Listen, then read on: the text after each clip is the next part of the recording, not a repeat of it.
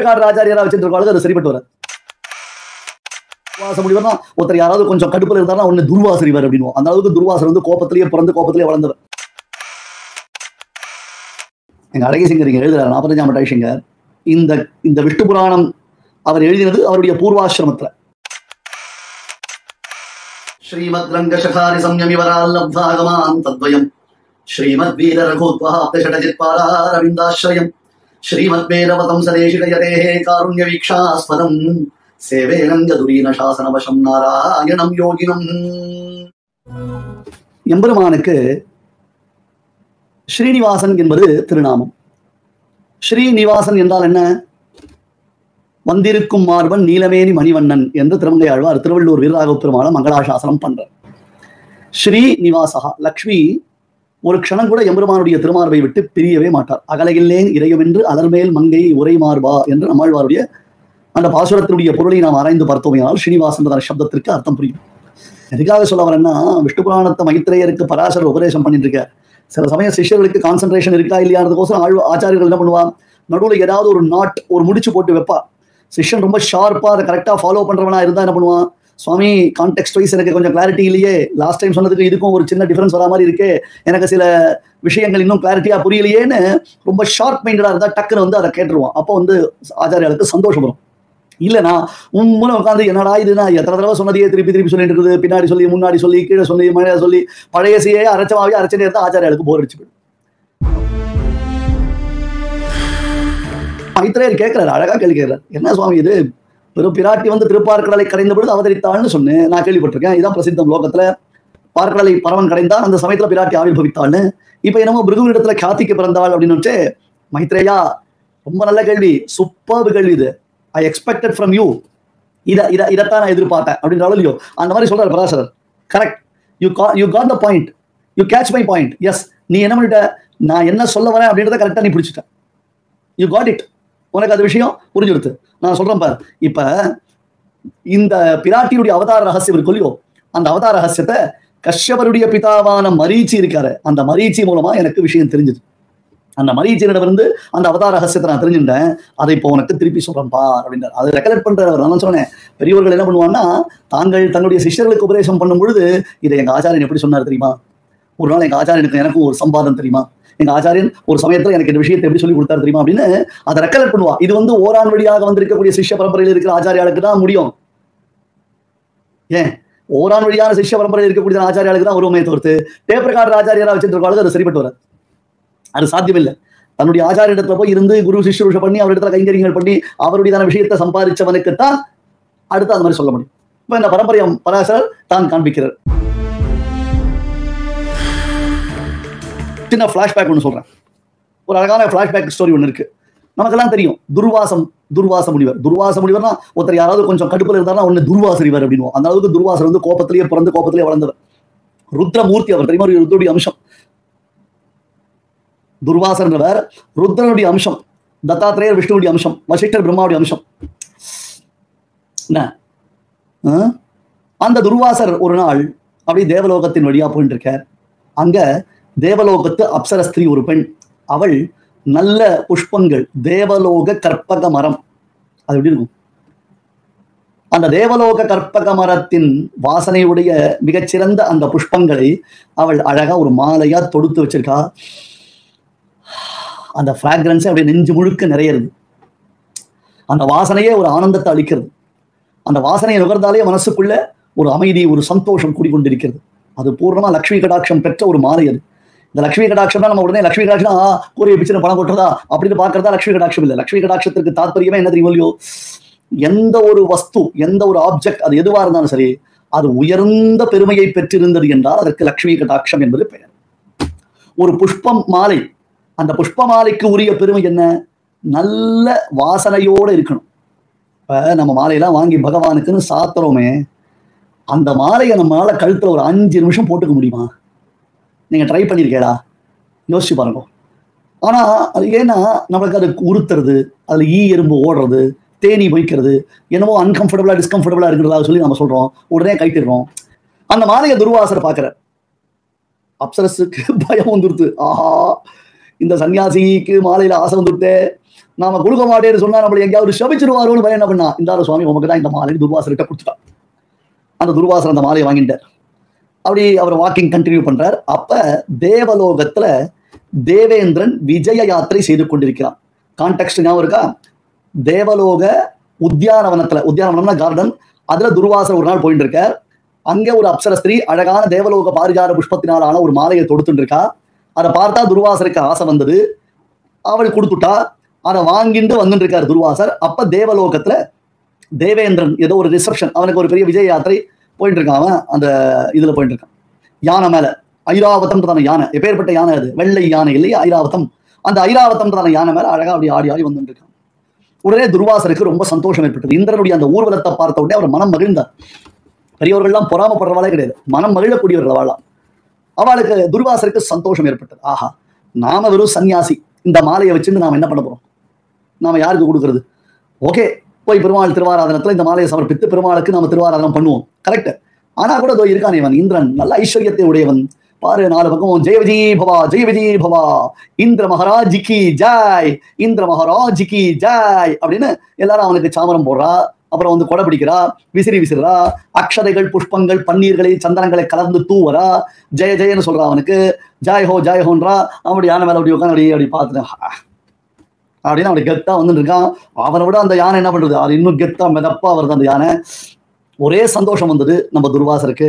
சரி, இந்த புஷ்பமாலையை நாம இந்திரனுக்கு கொடுக்கலாமே. எல்லாரும் அவனுக்கு தங்களுக்கு உரியதான பரிசு கொடுக்குறா. ஆனா ராஜா வராருன்னா ராஜாவுக்கு தங்களுக்கு தெரிந்த பட்டு ஆடையெல்லாம் கொடுக்குறாள் இல்லையோ, அந்த மாதிரி பெரும் இந்த இந்திரனுக்கு ஒரு மாலையை கொடுக்கலாம்னு தன் கையில இருந்த அந்த மாலையை இந்திரனுக்கு கொடுக்கணும் துர்வாசர். சுவாமி, இப்பதான் இந்த முன்னாடி ஒரு கதை சொன்னேன், பெரியோர்கள் நமக்கு ஏதாவது ஒரு அனுகிரகம் ஒண்ணு கொடுத்தாங்கன்னா நாம மகாபிரசாதம்னு சொல்லி இப்படி வாங்கிக்கணும். எங்க அழகேசிங்கர் இங்க எழுதுறாரு 45ஆம் ஐஷிங்கர். இந்த விஷ்ணு புராணம் அவர் எழுதினது அவருடைய பூர்வாசிரமத்துல. பூர்வாசிரமம்னு அர்த்தம் துறவரம் ஏற்பதற்கு முன்பாக. அந்த பூர்வாசிரமத்திலேயே ஸ்ரீமத் அகோபிலவடத்தில் நடக்கக்கூடியதான அந்த வழக்கத்தை பேஸ் பண்ணி இங்க ஒரு பாயிண்ட் அவுட் பண்றாரு. அதை பின்னால அவர் துறவரம் ஏற்ற காலத்துல எவ்வளவு ஸ்ட்ரிக்டா ஃபாலோ பண்ணாருன்றதை சேர்த்து சொல்றாங்க, வேற ஒண்ணு. அந்த விஷயத்தை எழுதியிருக்கிறார். அகோபிலவடத்துல தினந்தோறும் கார்த்தால பகவான் ஸ்ரீ லக்ஷ்மி நரசிம்மனுக்கு அபிகமன ஆராதனம் என்பதான ஆராதனம் நடக்கும். அபிகமன ஆராதனம்னா பெருமாளுக்கு விசேஷமா சன்னியாசிகள் பண்ணக்கூடிய திருவாராதனம். அது நிருசிம்மனுடையதான சுயம் வியக்த மூர்த்தி தானாக உருவான அந்த லக்ஷ்மி நரசிம்மனுக்கு அபிகமன ஆராதனம் பண்ணுவோம். அந்த ஆராதனம் பண்ணச்சே பகவானுக்கு பிரசாதங்களை விநியோகம் பண்ணுவோம், நெய்வேத்தியம் பண்ணுவோம். முதல்ல பகவானுக்கு பிரசாதத்தை நைவேத்தியம் பண்ணிட்டு அந்த நைவேத்தியத்தை கோஷ்டியில் எல்லாரும் உட்கார்ந்து கடவுளையோ அவளுக்கெல்லாம் விநியோகம் பண்ணணுமோ இல்லையோ, முதல்ல என்ன பண்ணணும், இந்த ஒரு பெரிய பகவத் ஆராதனத்தை செய்து முடித்த அழகிய சிங்கர் ஜிஆர் சுவாமிகளுக்கு முதல் மரியாதை அப்படின்றதுக்காக என்ன பண்ணுவா, ஒரு வெள்ளி தட்டுல அந்த பிரசாதத்தை கொண்டு அப்படி வச்சு அந்த பிரசாதத்தை வச்சு அப்படியே சுவாமி கிட்ட கொண்டு கொடுக்கச்சு சுவாமி என்ன பண்ணுவார், மகா பிரசாதம் அப்படின்னு தலைக்கு மேல அப்படி கையை கூப்பிட்டு அந்த பிரசாதத்தை அப்படியே கொண்டாடுவார். ஏன்னா பகவத் பிரசாதம் இல்லையா. திருநாராயணபுரம் மேலக்கோட்டை போயிருக்கேடா, சுவாமி ராமானுஜருடைய விஜயஸ்தானம், ஸ்தானம் சம்யமி சார்வபௌம விஜயஸ்தானே விதத்தே ஹரிஹி அப்படின்னு தேசிகன் கொண்டாடுறார். ஸ்ரீராமானுஜருடைய ஸ்ரீபாஷ்யக்காரருடையதான கோட்டை, அது மேலக்கோட்டைன்னு தான் பேர். அந்த மேலக்கோட்டையில பெருமாளுக்கு திருவாராதனம் நடக்கும். திருவாராதனம் முடிஞ்சு அந்த தீர்த்தம் புஷ்பம் துளசி ஷட்டாரி விநியோகங்கள் நடக்கிறதோ இல்லையோ, கோஷ்டிக்கு எல்லாருக்கும் தீர்த்தம் எல்லாருக்கும் ஷட்டாரி ஆகணுமோ இல்லையோ, அப்ப என்ன பண்ணுவா, இயல் ஸ்ரீ வைஷ்ணவாள் அப்படின்னு ஒன்னே எல்லாருக்கும் துளசி கொடுப்பா. துளசி கொடுப்பா, துளசினா அவ்வளவு கொடுப்பா, ஒரு தளம் தான். இவ்வளவு துளசி எடுத்துட்டு அப்படியே ஆடு மாதிரி போட்டு போறதுக்கு இல்லை, ஒரு துளசி தான். அதை ஒரு இழுக்கு எடுத்துக்கணும், மீதியை காதில் அப்படி வச்சுக்கணும், அதுதான் கிரமம். அந்த துளசி கொடுக்கும் பொழுது கோஷ்டியில அத்தனை பேர் என்ன தெரியுமா பண்ணுவா, மகா பிரசாதம் அப்படின்னு அதை வாங்கிப்பான். ஆச்சாரியால் இடத்துல வரும்பொழுது சரி, பெருமாளுடைய திவ்ய பிரசாரமா வரும்பொழுது சரி, அதை நாம பணியோட பக்தியோட ஸ்ரத்தையோட பயத்தோட நமக்கு கிடைத்திருக்கக்கூடிய ஒரு கிஃப்ட், பெரிய பாக்கியம் அப்படின்னு சில பேர்கிட்ட கொடுத்தா ஓகே எப்படி இருந்தார் I take it later on அப்படின்வா. நிறைய பேர் நீங்க பாத்தீங்கன்னா இடது கையால கொடுக்குறது இப்ப சர்வசாரமா போயிட்டு லெஃப்ட் ஹேண்ட் சைட்லயே கொடுக்குறது. இதெல்லாம் எங்க அடிக்கடி பார்க்கலாம். நம்ம ஈஸியா நம்ம கிரிக்கெட் மேட்ச்ல மேன் ஆஃப் த மேட்ச் கொடுக்குச்சு, பிரசன்டேஷன் கொடுக்குச்சு, அப்படி இடது கையால கொடுக்குச்சு நம்ம பார்க்கலாம். சரி கொடுங்க, அதெல்லாம் நம்ம இப்போ அவளுக்கு தர்மசாஸ்திரத்தையோ ஆன்மீகத்தையோ நம்ம சொல்லி கொடுத்த பிரயோஜனம் இல்லை. நாம நம்ம சைட்ல இருந்து கரெக்ட் பண்ணிப்போம். நான் அதுக்காக சொல்றேன், இப்ப துர்வாசர் நல்ல உயர்ந்ததொரு மாலையை லக்ஷ்மி கடாட்சம் உடைய மாலையை கொடுத்தார்னா இந்திரன் என்ன பண்ணிக்கணும், அடியேன் சுவாமி பரமபாக்கியம், தேவரீருடைய கையினால எனக்கு இந்த ஒரு பெரிய பிரசாரம் கிடைச்சிரு, இந்த அனுகிரகம் கிடைச்சிரு, இது எனக்கு பரமபாக்கியம் இல்லையான்னு அவன் நினைச்சு அதை கொண்டாடி இருக்கணும். அவன் தன்னுடைய அந்த ஸ்டேட்டஸ் கர்வம், ஐயோ இந்த ஸ்டேட்டஸ் இருக்கு, வாட்ஸ்அப் ஸ்டேட்டஸும் அபத்தம், லைஃப்ல ஸ்டேட்டஸும் அபத்தம். அதை ஏன் கேட்குறீங்க? எத்தனையோ பேர் வெட்டித்தனமா வேலைக்கு இல்லாமல் அந்த ஸ்டேட்டஸை தான் பார்த்துட்டு இருக்கான்னு தெரியுது.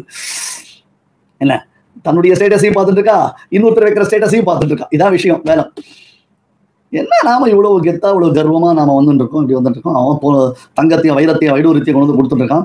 நான் இந்திரன் தேவேந்திரன் என்னமோ ஒரு 8 ஒரு மாலை ஒன்று வாங்கி வந்துட்டாரான், ஒரு பூ மாலை, சாயங்காலம் வச்சா வாடியில போறது அந்த பூ மாலை, இதை போய் கொடுக்குறாரு அப்படின்னா அந்த பதவியினால ஏற்பட்டதான கர்வம்.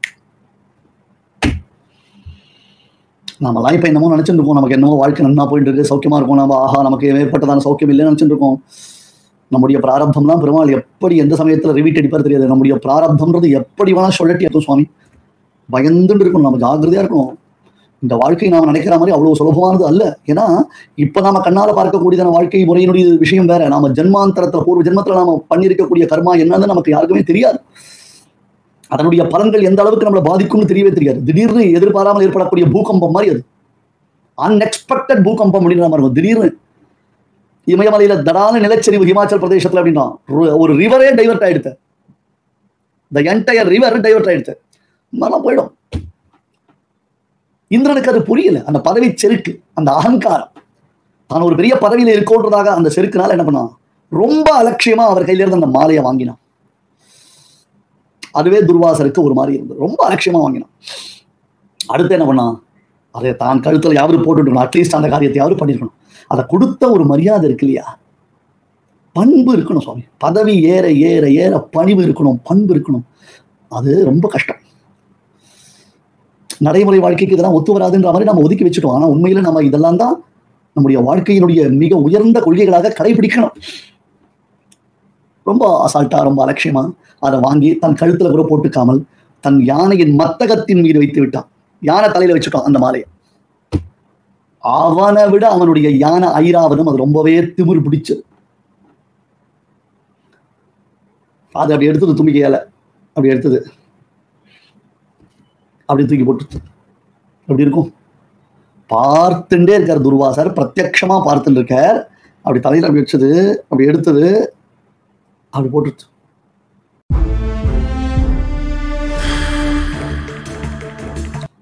அவ்வளவுதான் வந்துரு துர்வாசருக்கு. ஐஸ்வர்ய மதமத்தோசி. பொறுமையா இருந்தார் அவர். அவருக்கு கோபம் தூண்டப்பட்டது, அதான் உண்மை. அவர் பேசாம தான் இருந்தார். நீ கோபத்தை கலரி விட்டே என்ன பண்ணுவார் அவர்? பாவம். கொடுத்தா வாங்கி வச்சுக்கோ, உனக்கு பிடிக்கலையா அது பாட்டுக்கு அப்புறம் பார்த்துக்கோ.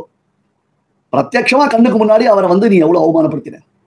இந்திரன் இந்த மாதிரி ஒரு தடவை 2 தடவை நிறைய அவஸ்தப்பட்டிருக்கான். ஐஸ்வர்ய மதமத்தோசி. டேய் செல்வச் செருக்குடா, பதவியில உட்கார்ந்து இருக்கேன்றதா நினைச்சிருக்கியா? இந்த பதவி உனக்கு சாஸ்வதமா? இந்த பதவி உனக்கு நிரந்தரம் நீ நினைச்சிருக்கியா? எந்த பதவியில் அமர்ந்து கொண்ட காரணத்தினாலே நீ என்னை அலட்சியம் செய்தாயோ, எந்த செல்வம் உனக்கு அதிகமாக இருக்கிறது என்னும் காரணத்தினாலே என்னை பூர்ணமாக அலட்சியம் செய்து என்னுடைய அனுகிரகத்தை பெறாமல் உதாசீனம் செய்தாயோ, அந்த காரணத்தினாலேயே செல்வம் உன்னை விட்டு விலகட்டும் சாபம் கொடுத்தார். ஏகப் பாபானி குருதே பலம்பும் தே மகாஜனாகான். தப்பு பண்றது ஒருத்தன், ஆனா அதனால பாதிக்கப்படுவது இந்த உலகம். கவனிக்கணும் நீங்க. தப்பு பண்றது ஒருத்தன், ஆனால் அந்த தப்புனால முழுக்க முழுக்க பாதிக்கப்படுறது யாரு? இந்த உலகத்துல இருக்கக்கூடிய மக்கள். ஒருத்தர் வண்டி ஓட்டுறார், ராங் சைட்ல டக்குன்னு ஒரு ஃபிராக்ஷன் ஆஃப் செகண்ட்ல வண்டியை திருப்பி உடனே டப்ப டப்ப டப்பன்னு பின்னாடி பக்கம் முன்னாடி வந்த எல்லா வண்டியும் ஒன்று கொண்டு மோதுறது. இந்த வண்டியில இருக்கிற ஒரு 20 பேருக்கு ஆபத்து வருது. ஒரே ஒருத்தன் பண்ணக்கூடிய அந்த தவறு, அந்த தப்பான அந்த ராங் சைட் டர்ன் என்ன எடுத்த பலம்பும் உலகத்துல எல்லாருக்கும் பிரச்சனை ஆயிடுது இல்லையா? இந்திரன் தப்பு பண்ணினா, ஆனா துர்வாசர் கொடுத்த சாபத்தினால 3 லோகத்திலையும் செல்வம் மறைந்து விட்டது. மகாலட்சுமி கடாட்சம் போயிடுது. அவ்வளவுதான், மேட்டர் ஓவர், எல்லாம் போயிடுது. பிராட்டி இல்லைன்னா ஒண்ணுமே கிடையாது. பதவி போயிடுத்து, தன்னுடைய ஐஸ்வர்யம் போயிடுத்து. அதாவது ஓவர் நைட்ல பாப்பர் அப்படின்ற பாருங்க. இப்ப என்ன பண்றான், over the head of the elephant, அந்த யானை மேல உட்கார்ந்து இருக்கான். அது மேல உட்கார்ந்து இருக்கச்சவே முடிஞ்சு வச்சு உனக்கு மொத்தம் இந்த ஐஸ்வர்யம் கிடையாது. இந்த ஐஸ்வர்யத்துல இருந்து எல்லாம் உனக்கு போயிடும் அப்படின்னு இந்திரனுக்கு அப்பதான் தான் பண்ண தப்பு வந்தது. என்னடா நினைச்ச நீ? என்ன நினைச்ச? அக்ஷாந்தசார சர்வஸ்வம் துர்வாச சமவேகிமாம். ஐயோ சுவாமி, நான் பண்ணிடுது தப்பு, என்ன மன்னிச்சிருக்கோ, நான் இனிமே தப்பு பண்ண மாட்டேன். தோதோ இந்த மாலை எடுத்து நான் கழுத்துல போட்டுக்கிறேன். இங்க பாருங்க, இந்த மாலை எனக்கு நல்லா இருக்கா, ரொம்ப சந்தோஷம் சுவாமி, இந்த மாலையை போட்டு உங்க சேவிக்கிறேன். துர்வாசர், இதெல்லாம் நீ எப்ப பண்ணிருக்கணும்? 2 உத கொடுத்தாதான் அவளுக்கு நல்ல விஷயம் வருது இல்லையா? பணிவு வருது, பக்தி வருது, பரிவு வருது. பிரயோஜனமே இல்லையா? இப்ப யாரும் ஒரு பையன் ஒரு பெரியவர் தான் சேவிடானா அப்படின்றான். என்னது தள்ள அடிச்சுக்கிறானா? ஐயோ இந்த கிழத்தை சேவிக்கணுமே அப்படின்னு தள்ள அடிச்சுக்கிறானா? என்ன இது? என்ன சுவாமி இது? இப்படி வந்து விடிந்து பணங்கி வணங்கி இல்ல. யௌவனம், தனசம்பத்தி, பிரபுத்துவம், அவிவேகிதா, யூத்ஃபுல், யூத்னஸ், யௌவனம், தனசம்பத்தி, கையில ஒன்றும் காடு அப்பா அம்மா வாங்கி கொடுத்துரும், நல்ல தனசம்பத்தி, பிரபுத்துவம், கொஞ்சம் ஒரு ஒரு ஒரு ஒரு ஒரு பிரபுத்துவம், லீடர்ஷிப் வந்துடுது. அவிவேகிதா, என்ன பண்ணணும் என்ன பண்ணக்கூடாதுன்னு தீர்மானிக்கிற வயசு இல்லை. யௌவனம், தனசம்பத்தி, பிரபுத்துவம், அவிவேகிதா, ஏகைக்கம பினர்ச்சாய, இதுல எது ஒண்ணு இருந்தாலே போறோம் அவனை கவுக்கிறதுக்கு. ஒருத்தங்கிட்டே எல்லாம் இருந்ததுன்னா மேட்டர் ஓவர். ஒருத்தங்கிட்டே எல்லாம் இருந்ததுன்னா மேட்டர் ஓவர். இப்ப இந்திரங்கிட்ட எல்லாம் இருந்தது, ரொம்ப அலட்சியப்படுத்தினான். ஐயோ சுவாமி நான் தப்பு பண்ணிட்டேன், மன்னிச்சிருக்கணும். அவர் பார்த்தார், டேய் இந்திரா, உன்னுடைய ஜாலம் தான் என்கிட்ட, ஜாலாக்கெல்லாம் என்கிட்ட வச்சுக்காத. ஏன் தெரியுமா, ஒவ்வொரு தடவையும் மகர்ஷிகள் ஒவ்வொருத்தர்கிட்ட நீ அபச்சாரப்படுற. இப்படித்தான் கௌதமருடைய மனைவி அகல்யையே தப்பான ஒரு காரியத்தினால அந்த அகல்யனுடைய கற்பை சூறையாடினார். அப்பயே கௌதமர் உன்னை சுட்டு பொசுக்கி இருக்கணும். அவர் உனக்கு சாபம் கொடுத்தார். உடனே அவர் கையில காலில் விழுந்து கெஞ்சி கூத்தாடி, இல்ல சுவாமி என்ன மன்னிச்சிருக்கோம், நான் இனிமே அப்படிலாம் இருக்க மாட்டேன்னு சொன்னா கௌதமர் தன்னுடைய சாபத்தை டைவர்ட் பண்ணிட்டார். நாளா அந்த மாதிரிலாம் மனசு இறங்கி போய் ஐயோ பாவம் நம்ம இந்திரனாச்சே, அவன் கஷ்டப்படுறானே, ஏதோ தெரியாமல் தப்புன்ட்டான் நினைச்சிருக்கியா? பொறுமைனா என்ன அப்படின்றதே தெரியாத துர்வாசனம். அக்ஷாந்தி சார சர்வஸ்வம் துர்வாசனம் அவேகிமாம். ஒன்ன மாதிரி பசங்களுக்கு எல்லாம் அடிக்கடி குத்து ரத்தத்துக்கு ரத்தம் கொடுத்தா தான் நீங்க எல்லாம் உருப்படுவீங்க. இல்லைன்னா நீங்க எல்லாம் இந்த வெறுமை சாதுக்கள் நாங்கெல்லாம் சாதுக்கள் உட்காந்துருந்தோம்னா நீங்க தலையில ஏறி அம்மிக்கல்ல வச்சு அரைப்பீங்க. தெரியும், நான் கொடுத்த சாபத்தை நான் வாபஸ் வாங்க மாட்டேன். ஐயோ சுவாமி நீ சாபம் கொடுத்தீங்கன்னா உங்களுக்கு தப்பா குறைஞ்சிருவேன், அதை எப்படி மேக்கப் பண்ணிக்கணும் எனக்கு தெரியும். நான் கொடுத்த சாபத்தை நான் வாபஸ் வாங்க மாட்டேன். உனக்கு போனது தான், லட்சுமி கடாட்சம் கிடையாது. அவனுடைய தான் இந்த பதவி போனது தான், ஆகட்டா நடக்கட்டும் அப்படியே துர்வாசரை வாக் அவுட் பண்ணிட்டார். என்ன பண்ண முடியும்? ஐயோனா வருமா, அம்மானா வருமா, அவ்வளவுதான். கமிட்டட் கிரைம், முடிஞ்சு போச்சு. இதுக்கு மேல என்ன பண்றதுன்னு தெரியல, திக்கிச்சு போய் நிக்கிறான். அப்ப என்ன பண்ண முடியும்? திக்கற்றவர்களுக்கு தெய்வம் தானே துணை. எம்பெருமான் காலில் போய் விழுந்தான். பெருமாள் சொன்னார், ஏன்டா உனக்கும் அந்த மகரிஷிக்கும் சண்டையானா, ஏன்டா என் பொண்டாட்டிய நீங்க தொலைச்சிட்டீங்க. பெருமாள் அவர்கிட்ட லட்சுமி இல்ல, அவர்கிட்ட லட்சுமி இல்லாம அவர் இத்தனை விளையாட்டு விளையாடிட்டு இருக்கார். அதெல்லாம் எம்பெருமானுக்கு ஒரு விளையாட்டு, ஒரு வேடிக்கை. அது ஒரு பெரிய கதை, அற்புதமான கதை. அது வர்ணிக்கிறதே ஒரு அழகு. லட்சுமி கல்யாணம்ன்றது இருக்கே, ரொம்ப ஆச்சரியமான விஷயம். அதுவும் விஷ்ணு புராணத்தில், அதுவும் எங்க ஐஷிகரதுக்கு வியாக்கியானம் சாதிச்சிருக்கிறதே ஒரு அழகுதான். அதனுடைய அர்த்த விசேஷங்கள் எல்லாம் அடுத்த செஷன்ல நாம எபிசோட்ல அதை ரசிக்கலாம். श्रीमते श्रीवन षडगोपश्री वेदांतरे श्री यतीन्द्र महादेशिकाय नमः। श्रीमते श्री लक्ष्मी समन्वय बालुका सेवक श्रीवन षडगोपश्री नारायण यतीन्द्र महादेशिकाय नमः। श्रीमते श्रीवन षडगोपश्री रंगनाथ यतीन्द्र महादेशिकाय नमः। श्रीमते वात्स श्री कृष्ण मार्ग महादेशिकाय नमः। अस्मद्गुरुभ्यो नमः।